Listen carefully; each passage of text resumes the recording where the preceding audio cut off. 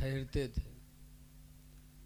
तो अल्लाह ताला ने मूसा अलैहिस्सलाम का एक भाई पैदा किया, हज़रत हारून अलैहिस्सलाम को। और जब हारून पैदा हुए, बड़े हुए,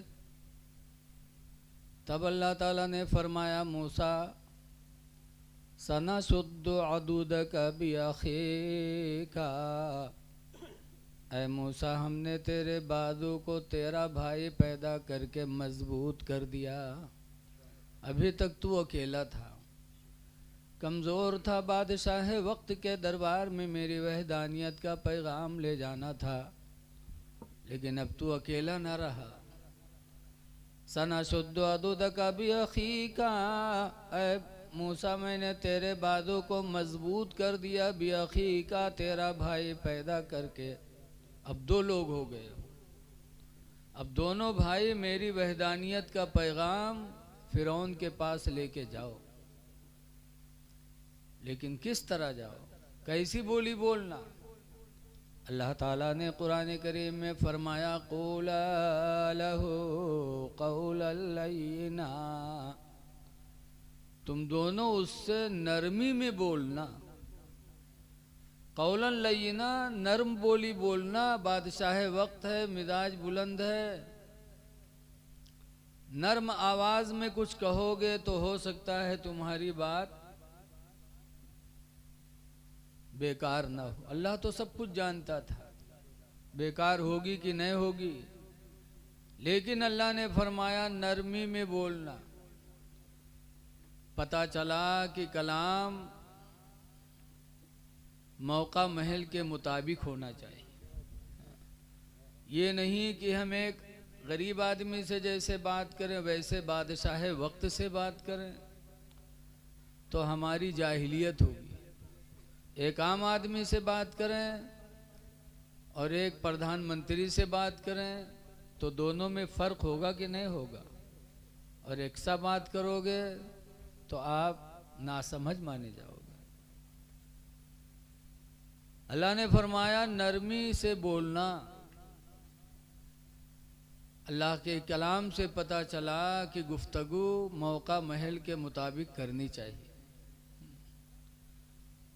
हज़रत सैयदना अली शेर खुदा रदी अल्लाह ताला अन्हु भी फरमाया करते थे, कल्लिमुन्नास अला क़द्रि वक़ूलिहिम, लोगों से बात करो उनके अक्ल के मुवाफिक, जैसी अक्ल हो उस हिसाब से उससे बात करो। ये नहीं कि हम अरबी बोलें और हमारा सामने वाला कुछ समझ ही न पाए। जैसे आज अगर कोई मौलाना अंग्रेज़ी में तकरीर कह देते हैं तो लोग क्या कहते हैं, अरे यार बड़ा गर्राबी मौलाना है, हो बहुत धांसू मौलाना है। पूछो कहाँ पता पाए? अरे कहीं मौलाना 2 घंटा वो अंग्रेजी में तकरीर की, मौलाना बहुत धांसू मौलाना है। कहीं का कहीं नहीं तो नहीं जान पाए कुछ, लेकिन बहुत धांसू मौलाना। तो ये मेरे धांसू लेके क्या करी हो? हज़रत अली कहते हैं अक्ल के मुताबिक गुफ्तगू करो कि तुम्हारी बात वो समझे भी।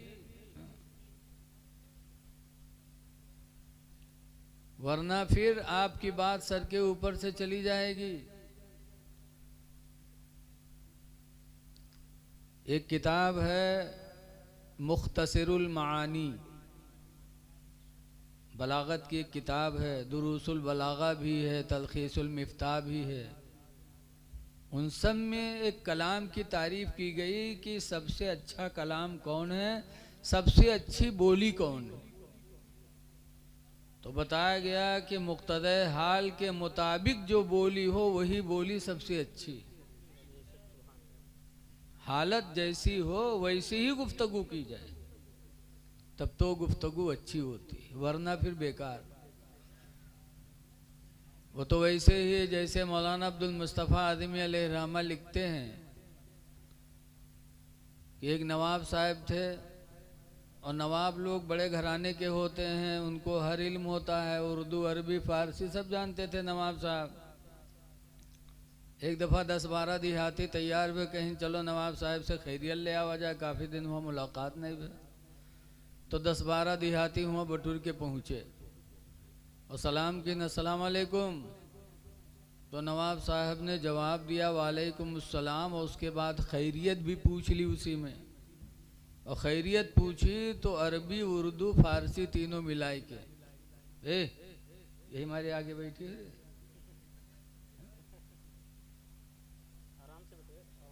जाओ तुम लोग जाओ, इतनी से जाओ, वहाँ पीछे जाओ, बैठो, कुर्सी खाली है, जाओ उठो, उठ पड़ो, यहाँ से उठ पड़ो, नहीं बार बार तुम लोग डिस्टर्ब करिए। मातारी तो है न है तुमका पठाई देने की, जाओ ना सुनो न सुनाई दी हो तुम, जाओ उधर बैठ। बहरहाल वो 10-12 देहाती नवाब साहब के पास पहुँचे, सलाम किया तो नवाब साहब ने जवाब भी दिया वालेकुम अस्सलाम, और उसके बाद खैरियत पूछी। कहा वालेकुम अस्सलाम अबे दहकाना हंजार हुनूस किस्तेदार पुरतकातुर अमतार बफजल इदद गफ्फार हुआ कि नहीं। अबे दहकाना हंजार, ए गंवार देहातियों, हुनूस किस्तेदार, अभी तुम्हारी खेतियों में तकातुर अमतार, बारिश के कतरे, बफजल इदद गफ्फार, अल्लाह के फजल से हुए कि नहीं हुए, यानी तुम्हारे खेत में बारिश हुई कि नहीं हुई। तो ऐसे पूछ लेते कि तुम्हारे खेत में पानी बरसा कि नहीं बरसा, तो देहाती कह दी थी हाँ या नहीं, लेकिन उनका अरबी फारसी में मिला के पूछिन। अबे दहकाना अंजारुन उसके रिश्तेदार पर तकातुर अमतार बफजल इदद गफ्फार हुआ कि नहीं। तो देखते हुए कहीं ना, चलिए भी मियाँ साहब कुरान शरीफ पढ़ते हैं, और चलिए, वो बेचारे बटूर के बाहर चले गए। तो ऐसा कलाम नहीं बोलना चाहिए, हालात के तहत गुफ्तगू होनी चाहिए। नबी की ज़िंदगी हमारे लिए नमूने अमल है। 40 साल के बाद हुजूर ने ऐलान नबूवत फरमाया, और जब मक्का के लोगों ने तकलीफ़ दी तो हुजूर ने उनसे हिजरत कर ली। अल्लाह का हुक्म हुआ कि अब मदीना छोड़ दो, मक्का छोड़ दो, हिजरत कर जाओ। क्यों नहीं लड़े भिड़े मेरे नबी मक्का में? इसलिए कि हालात कमज़ोर थे। अल्लाह ताला ने लड़ने का हुक्म नहीं दिया, जिहाद का हुक्म नहीं दिया। 13 साल तक जुल्म सहते रहे, और जब जुल्म की इंतहा हो गई, जान के पैदर पे हो गए, तब अल्लाह ने हुक्म फरमाया महबूब अब हिजरत कर जाओ। मक्का ही में अल्लाह ताला जिहाद का हुक्म दे देता, लेकिन नहीं दिया। क्यों? कमज़ोर थे लोग। जब मदीना पहुँचे फिर भी लोग पीछा नहीं छोड़े, तब अल्लाह ताला ने फरमाया महबूब अब सामने आ जाओ, हद हो गई। 13 साल जुल्म का पहाड़ तोड़ा, तुमने सब्र किया, हिजरत किया, मक्का से मदीना पहुंचे, फिर भी लोग नहीं पीछा छोड़ रहे हैं, तो अब सामने आ जाओ। तो नबी की ज़िंदगी से हमें सबक लेनी चाहिए कि हम भी उसी तरह अपनी ज़िंदगी को गुजारें जिस तरह इस्लाम ने इस्लाम को फ़रोग़ दिया है। इसलिए लोगों, अक्ल से काम लेना चाहिए, अक्ली गुफ्तगू भी होनी चाहिए। वो बोली हम न बोलें कि जिस बोली से हम खुद बेइज्जत हो जाएं। बहुत संभलने की ज़रूरत है, सब्र की ज़रूरत है। इस्लाम की ज़िंदगी नज़रों के सामने है, सियासत भी इस्लाम के अंदर है। जिसने सियासत नहीं जानी उसने कुछ नहीं जाना। लेकिन आज सियासत का नाम झूठ बोले जाना था। जितने झूठ बोल ले उतने बड़े कहते हैं हम राजनीति वाले हैं। झूठ बोलना सियासत का नाम नहीं है। सियासत का नाम वैसे जैसे देहाती मसल मशहूर है कि सांपों मर जाए लाठियों बच जाए, ये है सियासत। बहरहाल जलसा कराने वाले बड़े लायक तारीफ़ हैं हज़रत मौलाना मोहम्मद अफजल साहब, जो दिल्ली से चलकर इस जलसे में शिरकत के लिए आए, गांवदारी का इखलाक और व्यवहार बरकरार रखने के लिए। ये वतन से इंसान को मोहब्बत होनी चाहिए। अदीद हज़रत मौलाना अताउल मुस्तफ़ा साहब क़िबला ने फ़ोन किया, मैं हाजिर हुआ। याद रखो, दो चीज़ें मुसलमान के लिए बहुत ज़रूरी हैं, नमाज, रोज़ा, हज व ज़कात की कबूलियत दो चीज़ों पर है। अगर दो चीज़ें हैं तब तो ठीक, वरना नमाज, रोज़ा, हज व ज़कात फिर काम नहीं आएगा। वो दो चीज़ें कौन कौन हैं?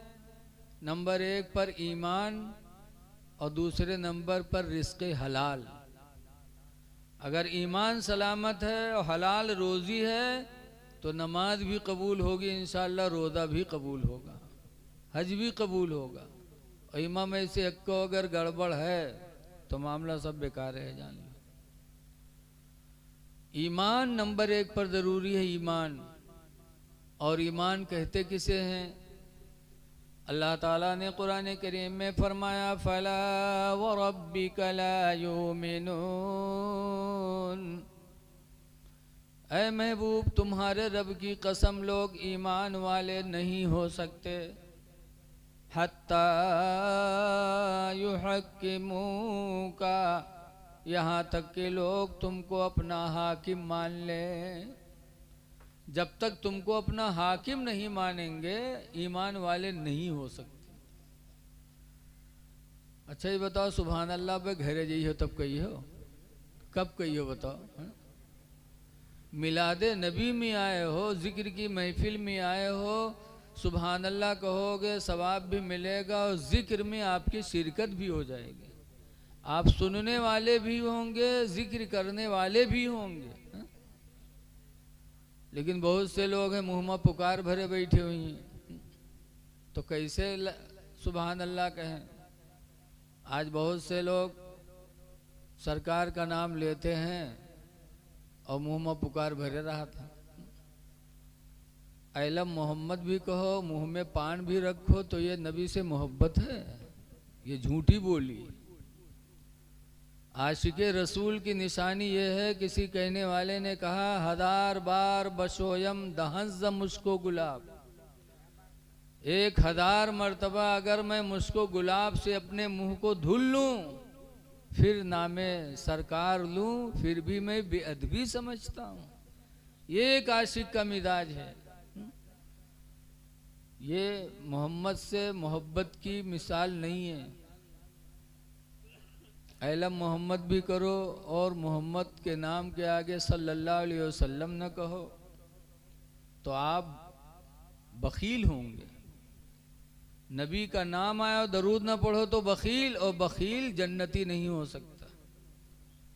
शेख सादी ने करीमा सादिया में लिखा है, बखील अरबुअ जाहिदो बहरो बर नबाशत बहस्ती बहुक्म खबर, कि बखील अगर ज़मीन और पानी पर इबादत ज़िंदगी भर करे फिर भी वो हदीस के हुक्म से जन्नती नहीं होगा। और हदीस क्या है? सरकार की हदीस है। अन अबी बकर सिद्दीक़ क़ाला क़ाला रसूलुल्लाह सल्लल्लाहु अलैहि वसल्लम ला यदखुलुल जन्नह अल खिब्ब वल बखील। हज़रत अबू बकर सिद्दीक़ कहते हैं कि अल्लाह के रसूल ने इरशाद फरमाया कि ला यदखुलुल जन्नता, जन्नत में दाखिल नहीं होगा कौन?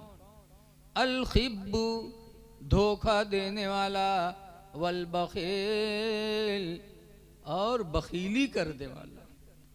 बखीली करने वाला और धोखा देने वाला ये दोनों जन्नत में नहीं जाएंगे, मेरे नबी ने फरमाया।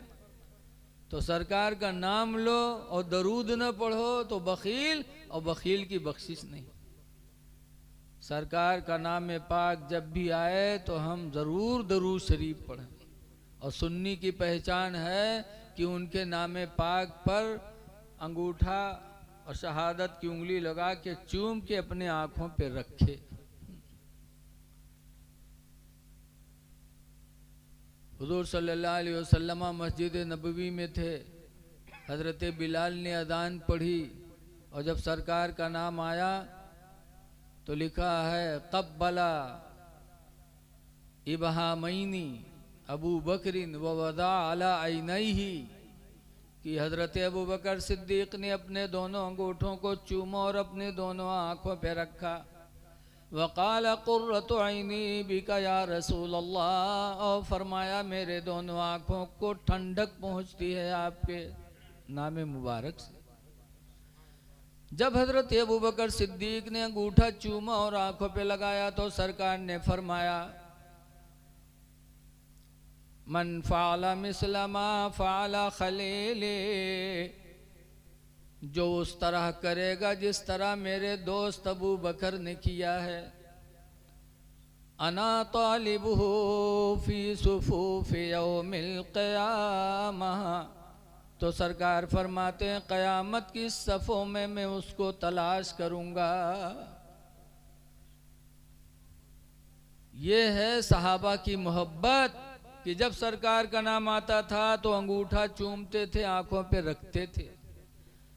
22वां पारा जलालैन शरीफ इन्नल्लाह व मलाइकतहु युसल्लूना की हाशिया में लिखा है कि जो सरकार के नाम पाक पे अंगूठा चूम कर आँखों पे रखेगा तो अल्लाह ताला उसको बीनाई से कभी महरूम नहीं करेगा।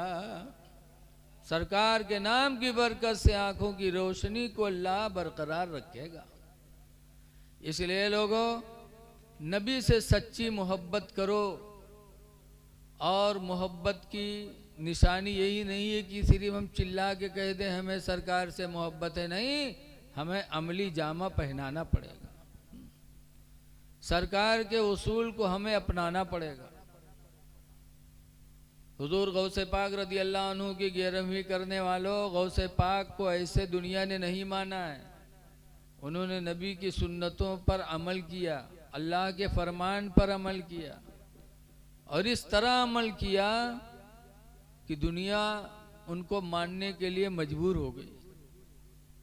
आज हमको तो आपने बुलाया तो हम सवारी के जरिए आए। गौसे पाक, उनके ज़माने में एक शहर में एक ईसाई पहुंचा और ईसाई ने मुसलमानों से पूछा कलमा क्या है तुम्हारा? तो मुसलमानों ने कलमा पढ़ा, ला इलाहा, पढ़ लो, ला इलाहा इल्लल्लाह मुहम्मदुर रसूलुल्लाह है, रसूल अल्लाह नहीं है। अफसोस है कि बहुत से लोगों को कलमा भी सही याद नहीं। ला इलाहा इल्लल्लाह मुहम्मदुर रसूलुल्लाह सल्लल्लाहु अलैहि वसल्लम, ये कलमा मुसलमानों ने सुनाया। तो ईसाई ने कहा मोहम्मद का कलमा क्यों पढ़ते हो सल्लल्लाहु अलैहि वसल्लम, ईसा का कलमा पढ़ो। कहा क्यों? कहा ईसा का मर्तबा तुम्हारे नबी से बड़ा है। कहा कैसे माने? तब ईसाई ने कुरान की आयत पढ़ी थी कि तुम्हारे कुरान करीम ही में है ईसा अलैहिस्सलाम के बारे में कि ईसा अलैहिस्सलाम कहा करते थे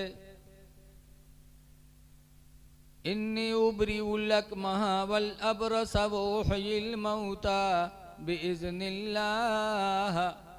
ईसा अलैहिस्सलाम कहा करते थे इन्नी उबरीउलक महा, बेशक मैं मादरजाद अंधे को शिफा देता हूँ, वल अबरसा, और कोढ़ी को, व उहयिल मौता, और मुर्दे को जिंदा करता हूँ, बिइज़्निल्लाह, अल्लाह के हुक्म से।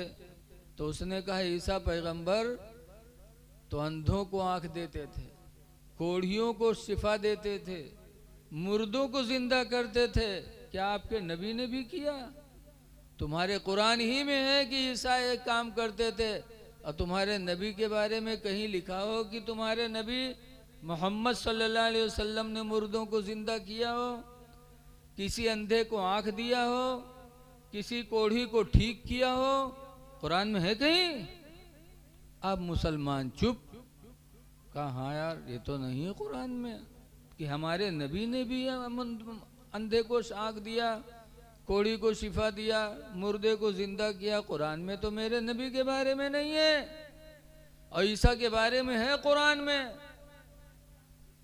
तो वहाँ के मुसलमान बदल गए। कहा सही कहते हो, मर्तबा ईसा ही का बड़ा है, मोहम्मद सल्लल्लाहु अलैहि वसल्लम का बड़ा।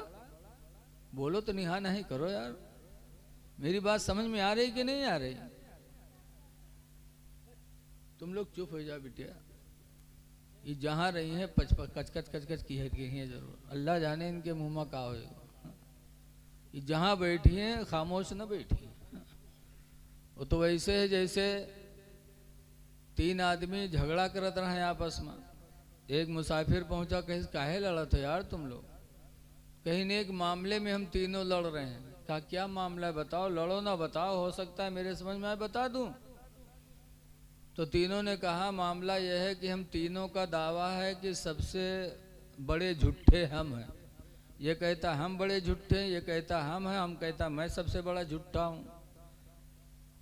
इसी का झगड़ा है। तो मुसाफिर ने कहा इसे नहीं, तुम लोग अपना अपना झूठ बताओ, फिर मैं फैसला कर दूंगा तुम में सबसे बड़ा झूठा कौन है। तो एक से पूछा तुम कोई झूठ बोलो। तो उसने कहा आज मैंने देखा कि एक चील एक हाथी को पंजे में दबाए उड़ती जा रही थी। तो उसने कहा हो सकता है कि चील कोई मुर्गी का बच्चा दबाए जा रहा हो और ये ऐचा तानी की वजह से वो का हाथी समझ ली सो। जिके आँखें ऐचा तानी होते एक कदू देखा था कि नहीं देखा था। तो कहा ये कोई बड़ा झूठ नहीं, ऐसा हो सकता है। दूसरे से कहा तुम बताओ। तो कहा आज मैं जमीन का सैर करते करते आसमान पे पहुंचा और आसमान से फिर वापस आया। तो उसने कहा यह भी कोई बड़ा झूठ नहीं है, हो सकता है तुमने ख्वाब देखा हो उसी को हकीकत समझ के बयान कर दिया, ऐसा भी हो सकता है तुमने ख्वाब देखा हो, कोई झूठ नहीं। तीसरके से पूछा तुम अपना झूठ बताओ। तो तीसरके ने कहा आज मैंने देखा कि 10-5 औरतें एक जगह बैठी थीं और बिल्कुल चुपचाप थी, कुछ बोल ही नहीं रही थी। कहा सबसे बड़े झूठे तुम हो, सबसे बड़ा झूठ यही। ऐसा कहाँ हो सकता है कि मेहरुए बैठे हो बोले ही ना। बोलना उनकी आदत में दाखिल है। इतनी बुलक्कड़ होती हैं कि अगर कोई ऐलान करावे खोए तो मैक न लगाओ गांव में, बल्कि एक मेहरुवस कह दो कि एक बात है हम तुम्हें का बताए थे, देखो कोई बतायो ना। आधे घंटा में पूरा गांव गंधाई जी, फसर फसर इनसे उनसे उनसे इनसे। ऐलान के कोई जरूरत नहीं, कोई बात इनसे कह दो कि देखो का कोई कहो ना। आधे घंटा में देखो पूरा गांव फैल जी मामला। अल्लाह वास्ते आए हो कुछ बात सुनने के लिए तो चुपचाप बैठो ताकि तुम भी सुनो। हो सकता है अल्लाह तुम्हारे दिलों के दुनिया को अल्लाह बदल दे। तो वहाँ के लोगों ने कहा बात सही कहते हो, ईसा अलैहिस्सलाम का मर्तबा बड़ा है। वहाँ के मुसलमानों ने कलमा छोड़ दिया और पढ़ने लगे ला इलाहा इल्लल्लाह ईसा रूहुल्लाह। गौसे आदम को पता चला। तो गौसे आदम हम लोगों जैसे थोड़ी थे कि कोई मिलाद करे, नजराना दी, भलाई दावत करी तब जेबे तब बताए देवे ना। गौसे आदम के दिल में खुदा का डर था। गौसे आदम ने जब सुना तो फौरन बगदाद से पैदल का सफ़र किया। पैदल चलते चलते उस बस्ती में पहुँचे। पहुँचने के बाद मुसलमानों से कहा तुम लोगों का कलमा क्या है? तो उन लोगों ने कहा ला इलाहा इल्लल्लाह ईसा रूहुल्लाह। कहा ऐसा क्यों? कहा हम ईसा ही का कलमा पढ़ेंगे क्योंकि कुरान में है कि ईसा मुर्दों को जिंदा करते थे, अंधों को आँख देते थे, कोढ़ियों को ठीक करते थे। कुरान में कहीं नहीं लिखा है कि हमारे पैगंबर मोहम्मद सल्लल्लाहु अलैहि वसल्लम भी मुर्दों को जिंदा किए। कहीं लिखा है? तो हम कलमा ईसा ही का पढ़ेंगे, इनका नहीं पढ़ेंगे। गौसे आदम को जलाल आया। कहा किसने कहा? कहा फला ईसाई ने आके बताया। बुलवाया गया ईसाई को, वो ईसाई भी आया। गौसे आदम ने उससे पूछा तो कहा हाँ मर्तबा ईसा का बड़ा है, उन्होंने मुर्दों को जिंदा किया है, कुरान कहता है तुम्हारे नबी ने भी किया। तब गौसे आदम की शान देखो, फरमाते हैं तुम मेरे नबी की बात करते हो, मेरे नबी ने जिंदा किया कि नहीं किया? मैं उनका एक छोटा उम्मती हूँ, मैं सहाबी भी नहीं हूँ, मैं उनका एक छोटा उम्मती हूँ। तुम नबी की बात करते हो मेरे, मुझे कहो, जिस मुर्दे को कहो मैं उसको जिंदा कर दूंगा। कह दो सुभान अल्लाह यार। हो वाकई में हद हो गए। का कसमें खाए का आए हो कहा तुम लोग यार। नबी की बात न करो, मैं अपने नबी का अदना उम्मती हूँ, मुझे ले चलो, जिस मुर्दे को कहो मैं जिंदा करूँगा। अच्छा आप जिंदा करोगी? कहाँ? हाँ। कहा चलो, कब्रस्तान लेके गए। अच्छा ये बताओ, कलवापुर के कब्रस्तान में हमका ले जाओ, हमसे पूछो की कबर हो, की कबर हो, हम बताए पे। हमरे खन्नापुर हम तुम चले जाओ तो तुम ना बताए पे। लेकिन अपने गांव में कुछ लोगों को पता रहता है कि ये फलां की कबर है, फलां की कबर। गौसे आदम काफ़ी लंबे शहर में गए थे। जब कब्रस्तान गौसे पाक को लेके गए तो जो ऊंची कब्रें थी दिखाई पड़ रही थी, उनकी तरफ लेके चले तो गौसे आदम कहते कहाँ जा रहे हो, यहाँ भी तो कब्र है। जो बराबर जमीन थी, लोगों ने कहा यहाँ कहाँ कब्र है? कहा यहाँ भी कब्र है, और कहो तो नाम भी बता दूं किसकी कब्र है। अच्छा। गौसे आदम कहते गवैये की कब्र है। अच्छा जिंदा करो। गौसे आदम ने भी फरमाया कुम बिइज़्निल्लाह, जैसे फरमाया अल्लाह के हुक्म से खड़ा हो जा। रवायत गवाह है कि कब्र फटी और वो गवैया कब्र से बाहर निकला और निकल के कहता है अब्दुल कादिर जिलानी क्या क़यामत आ गई? कहा नहीं। कहा तो क्या क़यामत आने वाली है? कहा ना अभी आई है ना अभी आने वाली है। कहा फिर मुझे क्यों उठाया गया? मैंने तो सुना था कि क़यामत ही के दिन मुर्दे कब्र से उठाए जाएंगे, फिर मुझे क्यों उठाया गया? तब गौसे पाक ने फरमाया था अपने नबी की अज़मत को दिखाने के लिए, अपने नबी की अज़मत को दिखाने के लिए। फिर वो सलाम किया, कब्र के अंदर गया, कब्र मिल गई। वो ईसाई जो लोगों का ईमान लूटने आया था, गौसे आदम की बरकत से उसे ईमान की दौलत नसीब हो गई। उसने कहा गौसे पाक अब्दुल कादिर, जब तुम्हारा मर्तबा इतना ऊंचा है तो जिसकी उम्मती हो उसका मर्तबा कितना बुलंद होगा। तो ये गौसे आदम थे अल्हम्दुलिल्लाह। आजकल नहीं कि ईमान लाने के बाद भी कहते हैं कि हाँ नबी कुछ नहीं कर सकते।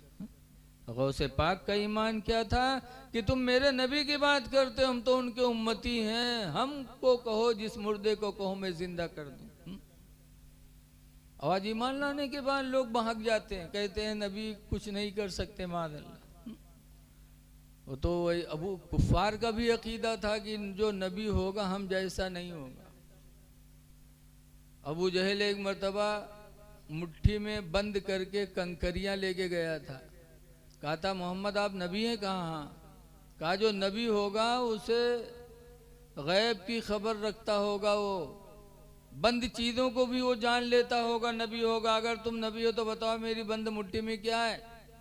तो सरकार ने क्या फरमाया था?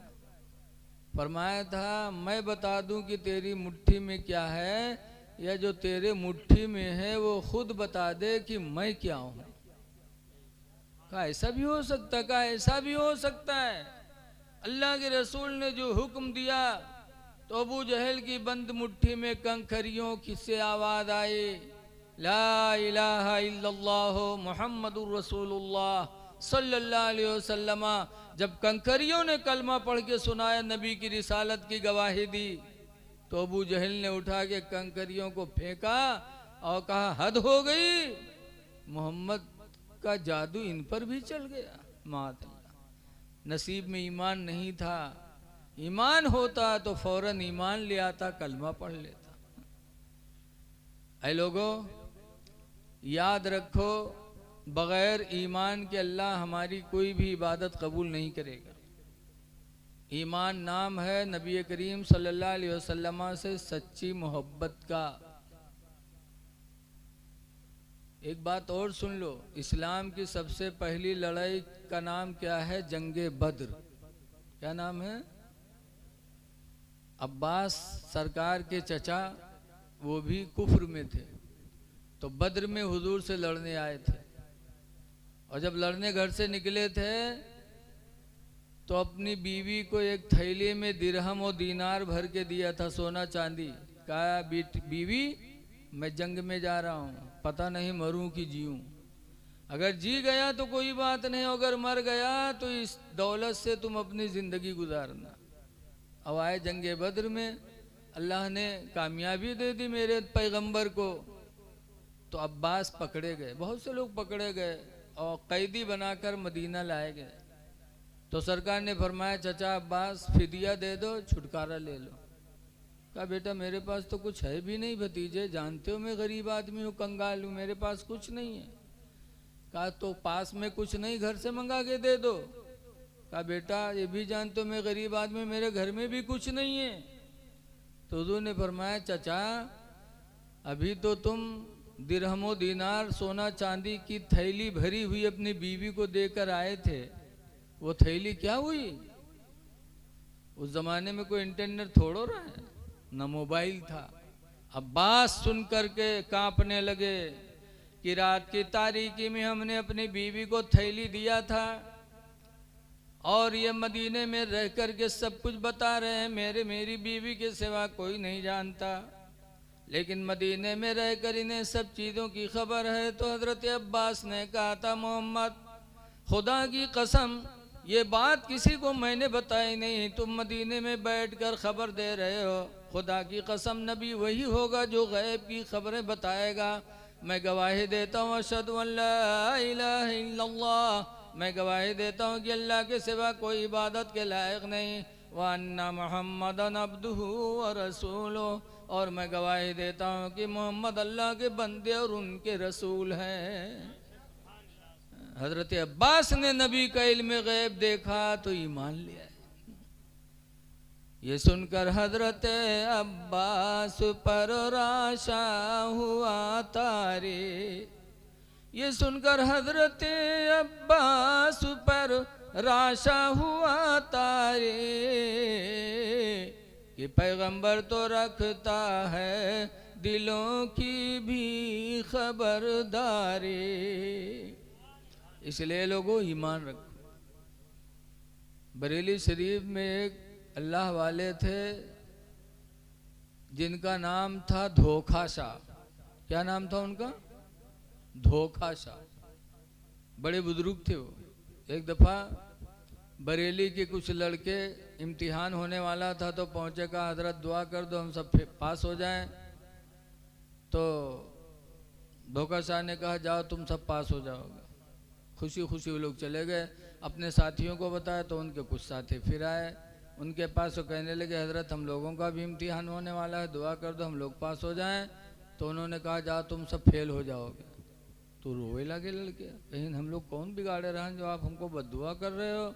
अभी हमारे साथी आए थे तो आपने कहा पास हो जाओगे, हम लोग आए तो आप कहते हो कि फेल हो जाओगे, तुम सब रोने लगे।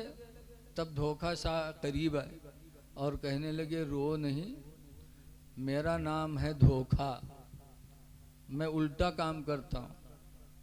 जिनको कहा है पास हो जाओगे वो सब फेल हो जाएंगे, और तुमको कहा है फेल हो जाओगे तुम सब पास हो जाओगे, मेरा नाम है धोखा। तो बच्चन का कुछ तसल्ली हुई। इम्तिहान हुआ, इम्तिहान के बाद नतीजा निकला तो पता चला कि जिनको पास कहा था फेल हो गए, जिनको फेल कहा था पास हो गए। वो धोखा शाह बुजुर्ग एक दफ़ा आला हजरत के पास आए, कहा मौलाना अहमद रज़ा बताओ क्या तुम्हारे नबी की हुकूमत ज़मीन पर भी है? हमारे तुम्हारे पैगंबर की हुकूमत क्या ज़मीन के भी वो हाकिम है? आला हजरत ने फरमाया हाँ, अल्लाह ने मेरे नबी को पूरी कायनात पर हुकूमत दे के भेजा, ज़मीन के भी हाकिम है। धोखा शाह ने कहा कैसे मानूं? वो आला हजरत को जला लाया पठाने, हाँ सुन, मेरे पैगंबर ज़मीन के भी हाकिम है, आसमान के भी हाकिम है। ये जैसे जलाल में खड़े हुए आला हजरत फरमाया सुन ले, बस धोखा शाह सरपट भगे। जब भगे तो आला हजरत के एक ही लड़के थे मुफ्ती आजम उस वक्त, तो छत पे खेल रहे थे, बस हम से नीचे गिर गए। जब नीचे गिरे तो आला हजरत की बीवी नाराज़ होने लगी, कहने लगी जब आपको देखो तो आपको जलाल आ जाता है। वो बरेली के बुजुर्ग थे, आपने गुस्से से कहा देखो अल्लाह ताला को अच्छा न लगा मेरे बच्चे को छत से गिरा दिया। तो आला हजरत उठाने नहीं गए, फरमाया गिराया ज़रूर है मेरा बेटा, लेकिन ज़मीन ने मेरे बेटे को तकलीफ़ नहीं दी। जब उठाया गया मुफ्ती आजम को तो हकीकत में कोई तकलीफ नहीं पहुंची थी। ये देख ही रहे थे मुफ्ती आजम को कि धोखा सा फिर आ गया। अब आने के बाद कहते हैं मौलाना अहमद रज़ा, खुदा की कसम मेरा ईमान हो गया कि मेरे नबी की हुकूमत ज़मीन पर भी है, कि मेरे मसले को अल्लाह साबित करने के लिए तुम्हारे बेटे को ज़मीन पे गिरा दिया छत से, और गिरा और ज़मीन ने चोट नहीं लगाया। इसका मतलब कि अल्लाह ने हमें दिखाना चाहा कि सुन ले मेरे महबूब की हुकूमत ज़मीन पर भी। तो ऐ लोगों, आसमान पर भी मेरे नबी की हुकूमत, जैसे कि हज़रत हलीमा सादिया जब हुजूर मक्का में पैदा हुए, आजकल बड़ा इख्तलाफ है। कोई कहा था 12 के पैदा नहीं भेरा है, कोई कहते कबू पैदा हुए रहा है। तारीखें कई तरह की हैं। एक तारीख में है कि 9 रबीउल अव्वल को सरकार पैदा हुए, एक तारीख में कि 8 को पैदा हुए, लेकिन सही तारीख जो जमहूर है यानी अक्सर उम्मत का कौल है वो ये है कि सरकार 12 रबीउल अव्वल को सुबह सादिक के वक्त पैदा हुए। लेकिन बहुत से जाहिल कहा था उनके अम्मा पढ़े लिखे नहीं रहे, वो तारीख लिख नहीं पाए, लागत ही वो सहित मौजूद रहा, ये लिखना है तारीख। अरे जब उनकी माँ नहीं लिख पाए तो तुम मौजूद थे कि तुम्हारे बाप दादा मौजूद थे। ऐसे ही इमाम हसन को जब जहर दिया गया तो जहर देने वाले का नाम इमाम हुसैन ने पूछा था, भाईजान आपको जहर किसने दिया? कहा खून की उल्टी हो रही थी, तड़प रहे थे इमाम हसन। पूछा भाईजान क्या हुआ? कहा मुझे किसी ने जहर दे दिया। तो कहा किसने जहर दिया? कहा नाम पूछ के क्या करोगे? कहा मैं बदला लूंगा आपका। तो इमाम हसन ने कहा था हुसैन तुम्हें बदला लेने की ज़रूरत नहीं है, मैंने अपना मामला खुदा के हवाले कर दिया, तुमसे बेहतर बदला लेने वाला मेरा रब है। इमाम हसन ने नाम नहीं बताया। और बाद में यहाँ पता नहीं कोई जान गवा कहला कि उनकी बीवी जहर दी इसरा। बताओ घर वालों को पता नहीं, दूर दराज वाले का पता होगा। वही हाल आज है, कहते हैं माँ आमना नहीं पढ़ी लिखी नहीं थी, वो लिख नहीं पाई, तो वो लिख नहीं पाई तो तुम कैसे जान गए भाई? इसलिए इख्तलाफ उम्मत में नहीं होना चाहिए। तो सरकार जब पैदा हुए हलीमा के घर गए तो हलीमा का खुद बयान है कि सरकार मेरी गोद में थे और जैसे जैसे मैं अपनी गोदी में लेती थी उनके हाथ हिलते थे, पैर हिलते थे, जिधर जिधर सरकार के हाथ हिलते थे उधर उधर चांद और सूरज घूमा करते थे। चांद घूमा करता था, चांद चक्कर लगाता था।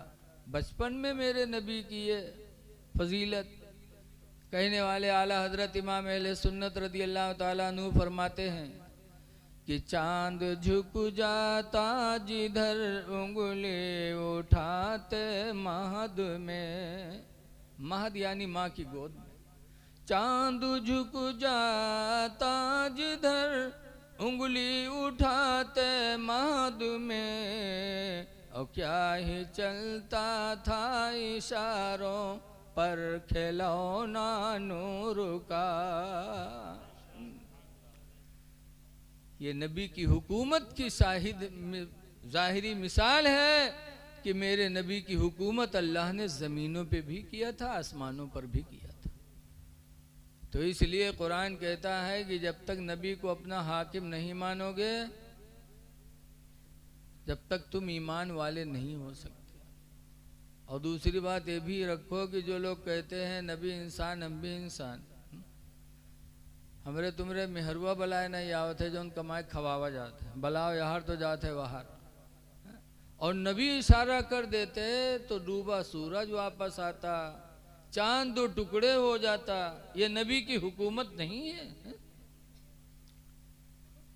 सूरज उल्टे पाँव पलटे चांद इशारे से हो चाक, सूरज उल्टे पाँव पलटे चांद इशारे से हो चाक, अवंधे नजदी देख ले ताकत रसूलुल्लाह के।